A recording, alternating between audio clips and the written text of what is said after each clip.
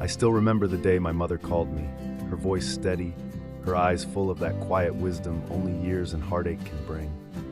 The divorce papers were barely dry and my world felt like it had been split in two.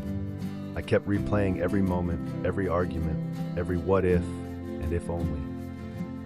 But she said something that stuck with me, something I didn't want to hear at first. She told me with her encouraging voice and said, "It's good you didn't have children with her. God has plans for you." At the time, her words felt cold. I thought she was just trying to make me feel better, to patch over the emptiness with platitudes. I could hear her opening her Bible, and she read Jeremiah chapter 29, verse 11. "For I know the plans I have for you, declares the Lord, plans to prosper you and not to harm you, plans to give you hope and a future." I'd heard that verse before, usually on graduation cards or coffee mugs, but in that moment, it felt different.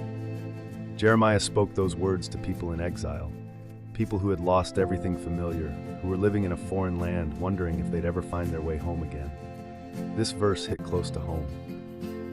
I was exiled from the life I thought I'd built, the future I'd pictured, having kids, a family, and a home all gone.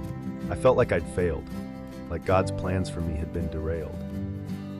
But as I sat with those words, I realized something. God's promise wasn't for an easy life or a life free from pain. The Israelites had to wait 70 years to see that promise fulfilled. Most of them never saw it in their lifetime. But God was telling them and me that even in the middle of brokenness, He hadn't forgotten them, that His plans were still good even if they didn't look the way I'd hoped. My mother's words started to make sense. Maybe it was good I didn't have children with my ex, not because children aren't a blessing, but because God was sparing me, and maybe them, from more pain.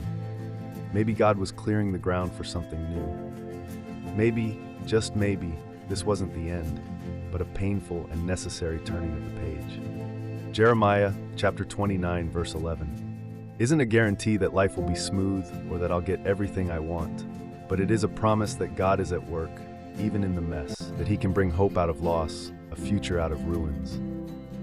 I'm learning to trust that, to believe that my story isn't over and that God's plans for me are still unfolding, plans for hope, for healing, for a future I can't yet see. So I hold on to that. I take comfort in knowing that, like those exiles, I'm not forgotten. God's plans for me may not look like what I expected, but they are good. And that, I think, is enough.